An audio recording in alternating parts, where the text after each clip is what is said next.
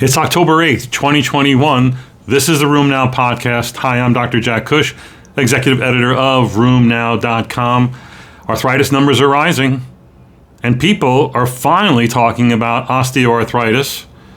And it's about time we got into the difficult discussion of ACR 2021. 2,000 abstracts, and you're stuck in the Zoomatorium. How are you going to learn? We have some suggestions.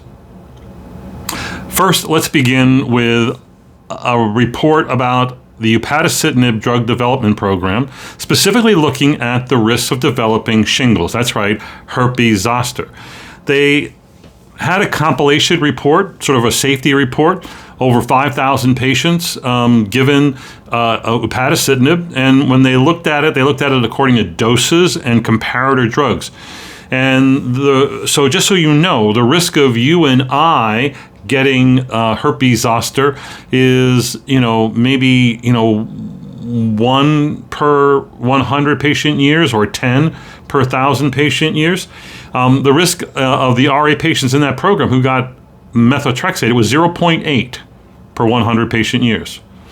If you got methotrexate and adalimumab, it was 1.1 per 100 patient years. And then if you received the lower dose of upadacitinib, it was 15 milligrams. It was 3 per 100 patient years, and the higher dose, 30 milligrams, the dose you shouldn't use, is 5.3. So what does that tell you? A number that I've been throwing out quite a bit, that by using a JAK inhibitor, you have a 4 to 5-fold increased risk of developing herpes zoster. That's instructive, and it should tell you whether or not you want to, have your patients preemptively get started on vaccination with the Shingrix vaccine. I like to do it before I actually start the JAK inhibitor, but you don't have to. You can actually wait until maybe mid-cycle even. So you can start it and then get it later on after you have this discussion. But I think it's a very important issue. You should know the numbers. Speaking of numbers, how many people do you think have fibromyalgia? I don't know. To me, it seems like everybody. I always quote a number around 5% in the general population, maybe as high as 7% if you look at just females. Well, a nice epidemiologic study looking at military recruits. So this is mostly men. And their overall numbers, looking at the incidence of fibromyalgia using a number of, I think, reasonable tools, said that their population risk was 2.9% prior to deployment. So prior to being a soldier and falling in ditches and getting shot at. After deployment, that rate rose significantly to 10%? Actually, if you did not have PTSD post-deployment, it didn't rise. Actually, in fact, it went down. It was like 1%.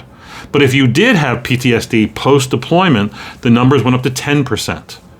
And then if you were someone who was involved in a clinical trial or a study of post-military service PTSD, it was as high as 40%.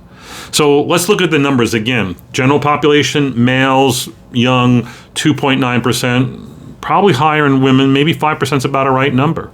But that life stress, being in the military, being deployed, certainly stressful, will increase that, but not in everyone. That's kind of the interesting thing. Some get it, some don't. How are you going to know? It's a little bit like a thermos, isn't it? But I like these numbers. Let's talk about some rare stuff. Scleroderma, tough disease, hard to manage. You can get cancer with inflammatory myositis. Can you get cancer with scleroderma? An analysis looked at 1,400, almost 1,500 patients, and looked at the risk of developing a cancer with that diagnosis, either after 2 years, 3 years, or 5 years. And the risks were really, really low. I think the relative risk here, the odds ratios these are percentages, 1.3%, 2.1%, and 3.5% at 5 years. And these were mostly breast, hematologic, and GYN malignancies. The 2-year risk of having a cancer with scleroderma was higher if you were topoisomerase 1 antibody positive, and that's a 3-fold higher risk, or if you were U1 RNP positive, that's a 5-fold increased risk. No higher risk if you had the RNA polymerase 3 antibody. So I think that's good news overall for our scleroderma patients. I found a nice, interesting report about kids with scleroderma, and specifically scleroderma sine scleroderma, meaning that these are kids, juveniles, who, there were 52 patients, 10% were without skin disease. So this is systemic sclerosis sine scleroderma, okay? When they reviewed those patients, the 10%, they found 2 more in the literature. All of them, 7 patients, by the way, it's not a large number, had cardiac manifestations. Much more so than those who had skin involvement, 86% versus 16%. Without skin involvement, with skin involvement. Most of those were things like cardiomyopathy, pulmonary arterial hypertension. There were some acute events. These people had a longer diagnostic delay, 20 months versus 8 months, not surprising with the absence of skin disease. Worse outcomes, 42% versus 6%. That would be like death and high morbidity outcomes. So this is a bad subset. I've seen a few of these early on in my training. I haven't seen any in the last 10 years, but you got to be looking for it. So you're looking for cardiac and pulmonary manifestations that could be due to scleroderma without yet having scleroderma. As we know, our patients do well with COVID. The ones who don't do well are patients with autoimmune disease, lupus, who are active. Also patients who are getting rituximab, maybe patients who are on JAK inhibitors or abatacept, but certainly rituximab. So this is a nice study, I think it's from Brazil, SLE patients hospitalized with ARDS due to COVID. This is severe COVID. And yes, these kids, young adults, at higher risk of the worst outcomes, death and intubation, severe COVID outcomes. So they compared 319 lupus patients to 250,000 non-lupus patients. The risk of poor outcomes, death and other bad outcomes, 70% higher in lupus patients. And when they looked at all the comorbidities that contribute to bad outcomes in COVID patients, turns out lupus is actually one of the highest ones that they saw in their cohort. Again, I worry about our patients who are not well controlled with lupus or any autoimmune disease. Interestingly, the inflammatory arthritis patients have done better. A cool report about metabolic syndrome being associated with radiographic and nodal OA. You know, metabolic syndrome comes on with aging, as does OA. Is that a casual association? They said not. Then when they compared patients who had metabolic syndrome to 2 to 1 to 1 to 2 to those who did not, with propensity matching, the metabolic syndrome patients had more X-ray nodal osteoarthritis, DIP, and PIP disease, roughly a 30 to 50% increased risk, and they had more hand pain. Okay, something to look for. OA, look for metabolic disease. Metabolic disease, could it be OA that's bothering them? The worst kind of OA, of course, is, in my opinion, erosive hand OA. Erosive inflammatory OA, again, affecting usually DIP and PIP joints. The study coming out of the Osteoarthritis Initiative looked prospectively at 3,300 patients who had no evidence of osteoarthritis going in, and then looked over 48 months or 2 years, I don't know, 2 or 4 years, doesn't matter, and 2.6%, or a total of 86 patients out of the 3,300, developed hand OA that was of an erosive nature. These were older, they tended to be more female, they tended to have worse and progressive manifestations of osteoarthritis, and they saw more cortical thinning. They postulated that hand OA, erosive hand OA, is a disease of skeletal frailty. If you know what that means, send me a note. Speaking of osteoarthritis, the American Academy of Orthopedic Surgeons, AAOS, has come out with their updated clinical practice guideline for the management of OA. They largely looked at non-surgical management, and they updated, almost 2/3 of their evidence-based recommendations for management of pain and the patients overall.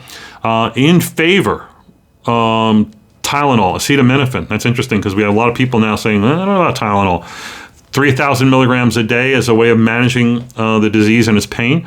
They're in favor of short-term pain benefits with intra-articular steroids. As you know, there's some controversy there with the ACR, really not recommending. The long-term results on intra-articular injections really are not good. If you want a short-term benefit, knock yourself out. Maybe don't knock yourself out. You got to do the injection. But, tell the patient, realistically, these are short-term benefits, and you're going to do something else to control their disease while you're waiting for the steroid to have its effects.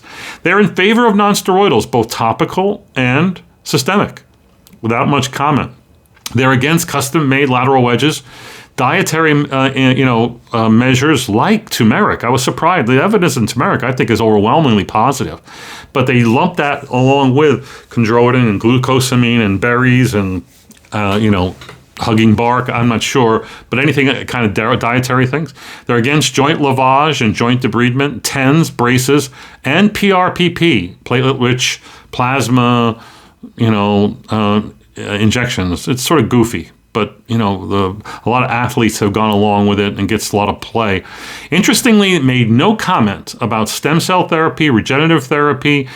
Might it be that a sizable number of orthopedists are doing that as a commercial venture? Shame on them. We have talked about psoriasis and its effects with psoriatic arthritis. An interesting report from Joe Marola and his colleagues looked at the prevalence. Actually, this involves a lot of the big names in psoriasis. This is a claims-based study looking at the prevalence of psoriatic arthritis. And I thought this was interesting. Based on the severity of psoriasis, the risk of PSA goes up. I remember as a fellow, Paul Bergstresser, chief of dermatology at UT Southwestern, made that statement, and I said, no. I was a know-it-all fellow. I was wrong. At the time, I actually found evidence to support my claim that you can have bad disease and almost no psoriasis, of course, but it has panned out over the years, and that this data says the same thing, that the prevalence based on mild disease is 2.1 cases per 100 patient years, 9.9 or 10 per 100 patient years if you have moderate disease, and 17 or 18 per 100 patient years if you have severe cutaneous psoriasis. I thought that was interesting. Another really cool report comes from Alexis Agdi and colleagues that looked at whether or not having biologic therapy in those treating their psoriasis, whether that impacts the future risk of psoriatic arthritis. You know that I've had at least 2 reports in the recent past that have said that psoriasis patients treated with biologics have a less subsequent risk of psoriatic arthritis. It's been pointed out to me by others that there are methodologic flaws in those analyses, and Alexis and their coworkers did their own analysis, looking at, again, claims data, nearly 2 million psoriatic patients, psoriasis only, cutaneous only patients, 15,000 given a biologic, 2,000 on phototherapy or oral therapy, and they showed that the risk of psoriatic arthritis, PSA, was actually higher with a biologic, almost 4.5-fold higher if you compared the risk to that seen with oral or phototherapy. Now, is that some channeling bias there or whatnot? But they're arguing against that idea that psoriasis is preclinical psoriatic arthritis, and you can alter the course by using aggressive therapies. Maybe not so. So the MMWR yesterday came out with its report on the prevalence of arthritis and activity-limiting arthritis in the United States, that the numbers have gone up. They've gone up each time they look at that. They're looking at surveys done like the NHANES survey, where they actually do really sort of detailed in-person surveys of people, U.S. people from households, adults who can answer the questions. This latest estimate covers the time period of 2016 to 2018. The numbers have gone up. 23.7% of American adults have arthritis. That's 58.5 million. And activity-limiting arthritis was seen in 44% of those people, for a total number of 25.7 million who have activity-limiting arthritis. These numbers are up significantly compared to the 2013-2015 estimates, where the numbers were respectively 54 million and 23 million something. So I thought that was interesting. I think that's something we should pay attention. It's covered in the most recent MMWR. As you know, in episodes past, we have talked to you about ask a question, tell me a case. We called it back talk. I've renamed it because no one understood what back talk was. In my family, back talk was usually followed by a head slap, meaning, there's no back talk in this family. We just renamed it as Ask Cush Anything, Questions and Cases. We have 4 where we're going to go over. First, Dr. Darren Scroggy from southeastern Alabama asked about a patient of his with psoriatic arthritis who developed ILD, interstitial lung disease, later found to be histoplasmosis, and the patient was taking Remicade. So they stopped the Remicade. Patient was off Remicade for 6 months, was on itraconazole, and was now starting to flare. The question is, would an IL-17 or IL-23 targeted agent be a better alternative?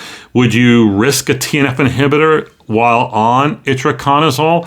And the rule is, with invasive fungal infections and with NTM, non-tuberculous mycobacterial infections, used to be called atypical mycobacteria, you never fully eradicate the infection. So with the MTB, you eradicate the infection, you can go back on a TNF inhibitor.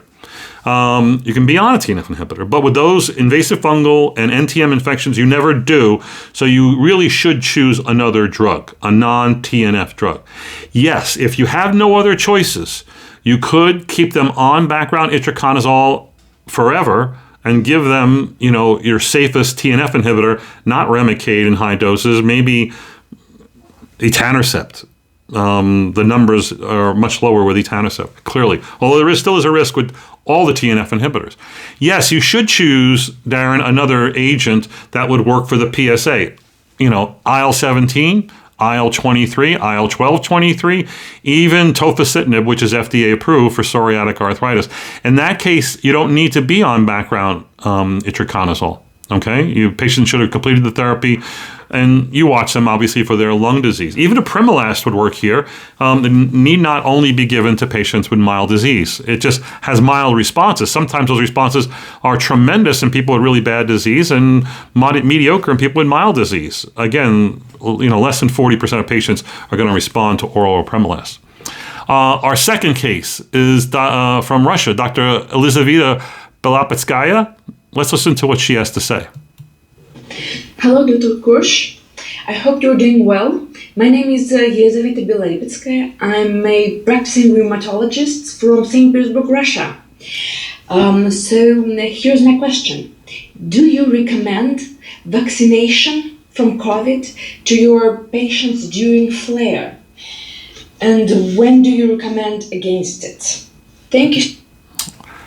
Thank you, Elizaveta. That's really an interesting story, isn't it? I mean, and here's the bottom line. The bottom line is active disease, RA, PSA, lupus, is far more dangerous than the vaccine or the vaccine in one of those situations. So should I give the Rituximab or should I give the vaccine? The patient needs a Rituximab to control their GPA. Give the Rituximab. The benefits and hazards of the vaccine are small compared to the hazards of certain inflammatory diseases. There is no good research about treating patients who have active flares with the vaccine. It's likely that even though they have a heightened immune response, that they'll have a suboptimal immune response because the body's very involved in managing inflammation and in generating inflammation. So I would say manage the disease first, then give the vaccine. And clearly we have lots of experience with patients who are well controlled, safely getting the vaccine and avoiding, COVID. It's the patients who have active disease who are at the highest risk, but those are ones you need to vaccinate. You got to get some control of disease. And if it looks like you're not, I would still vaccinate. I don't think there's any heightened risk for more autoimmune phenomenon in patients during flares. But again, if you can avoid it, I would avoid it. Treat the disease first, then vaccinate is my general rule of thumb. We have a father-son pair of questions. Let's begin with the son. Dr. Rafi Rush from Toronto had an 81-year-old gal with psoriatic arthritis, bad renal disease, diabetes, a whole bunch of stuff, was on Humira for the PSA, admitted to the hospital with back pain, found to have an erosive lesion on the spine. Patient got really sick, really bad looking labs, given a lot of steroids, a lot of antibiotics. X-rays were done throughout the body. X-rays in the hand showed PSA erosions, but also showed gouty looking erosions in the feet. A DEX scan was done, dual energy CT scan, and they were looking at the discitis in the back where they saw an erosion. It was actually a giant tophus. Oh my goodness, this was all gout and a flare of gout. The patient's off antibiotics and just got started on allopurinol. He asked the question, any ways, any tricks of melting tophi fast? Patient's got a really low GFR. How can he increase the allopurinol? What about rasburicase, etc.? My answer was, you got to use allopurinol. I know she's got renal failure, but most people, not rheumatologists because they're too smart, most people are inhibited in using allopurinol with, GFRs of less than 30. You should not be. The risk of, renal insufficiency with gout therapies is mostly with colchicine, number one, and that's a big risk if they have renal impairment. And number two, nonsteroidals. Allopurinol, you can push all the way up. You just got to monitor their renal function. So allopurinol needs to be failed here, okay? And then you could use Krystexxa. And that's actually the way the indication is. Patients going on Krystexxa need to fail conventional therapy before that's considered. The problem is that Rafi says he doesn't have Krystexxa in Canada. He says that her uric acid, which was 888, I assume that's like millimoles per something, is now almost at target after 6 weeks on allopurinol. He doesn't say what dose. He says he's also added an SGL2 inhibitor, with noting that the recent paper says that it lowers gout flares, and SGL2 inhibitors lower uric acid levels. It's a little bit like the vitamin C story and the fenofibrate story. The fact is, though, those adjunctive drugs that can lower uric acid levels work best it's mainly about 20% benefit in people not on urate lowering therapy. If they're on urate lowering therapy, my guess is you're not going to get much punch out of your SGL2 inhibitor. But knock yourself out. I wish you, move to the United States and get the patient on Krystexxa. Let's end with his dad. Perry Rush has got a good question. Perry. This is Dr. Perry Rush from Toronto. My question is, given that I've just received an email from the ACR that there are almost 2,000 abstracts at the next meeting, how does one deal with that? No problem for a guy like Perry. He's seriously into learning and going to these meetings. I see him at all the meetings. Perry, I think you need a plan. And I can give you the RheumNow plan, but this is what I see that people are doing. Most people don't have a plan. And if you really want to learn from ACR, you need a plan. If you don't have a plan, you're not going to learn anything from ACR. You'll learn tidbits from your peers. The first type is the tiger. And that's Perry, sort of a tiger. He's going to dig in. He's going to go to the ACR website. He's going to go and do advanced search and search for terms so he can find the abstracts on the things that he's really interested in. So you find your thing, whatever that is.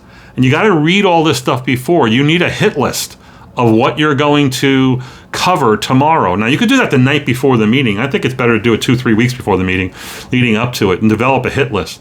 Obviously, after that, you should attend all the plenary sessions. You should go to the year in review. You should go to the great debate.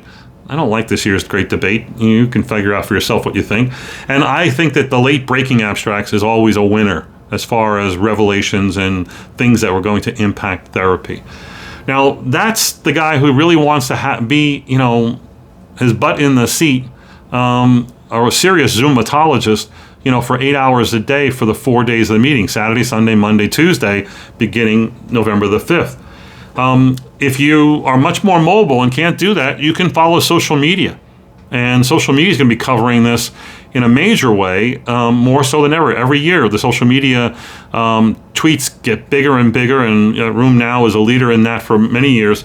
I think you should follow a few people. My RheumNow faculty that do a great job of tweeting that you might want to follow: David Liu, Richard Conway, Janet Pope, Catherine Dow. Rachel Tate, Olga Petrina, Eric Dine, Maral El Marahi, Robert Chow, Jeff Sparks. And then, the ACR's got this new thing, ACR Ambassadors. They started last year. They've expanded this year. I think they got like 25 of them. Young rheumatologists who'll be tweeting and also doing that. So you could follow, the ACR hashtag, hashtag ACR 2021, excuse me. So that's if you just want to do it on social media as you're running around, picking up the kids, and or being in clinic. You can, we look at this at RheumNow as saying there's 2,000 abstracts. How do we get down to what you really need to look at? And we basically create a funnel. We do that providing KOLs, key opinion leaders, who will do big-time perspective videos that you can watch, and you can spend 15 minutes a day and watch those. You can watch our video we're going to do once a day called the Daily Recap, which we're going to have 5 faculty members sit around and talk about highlights of the day. You can look at the daily reports that I'm going to write and my faculty's going to write. You can follow a certain faculty member in their videos on our YouTube channel or on our ACR website. RheumNow.com will be our ACR website during the meeting. You can search for your topic. You're a PSA person or a SPA person or a lupus person. You click on the lupus tab or the SPA tab on the left-hand margin. You'll see all the good things that are happening. Oh, and by the way, you'll see everything that's been loaded up in most recent to most distant, right? But there's another tab there called PDQ, or, show me just the good stuff. And then it'll just show you a smaller amount. So again, I'm narrowing the funnel from 2,000 to maybe 100 to maybe just 20 things that you've got to look at on RheumNow. The other thing you can do on RheumNow, prior to the meeting, go into your profile. That's in the upper right thing, going under your name, and you can sign up for a topic email. I want to see all the reports from the ACR on lupus.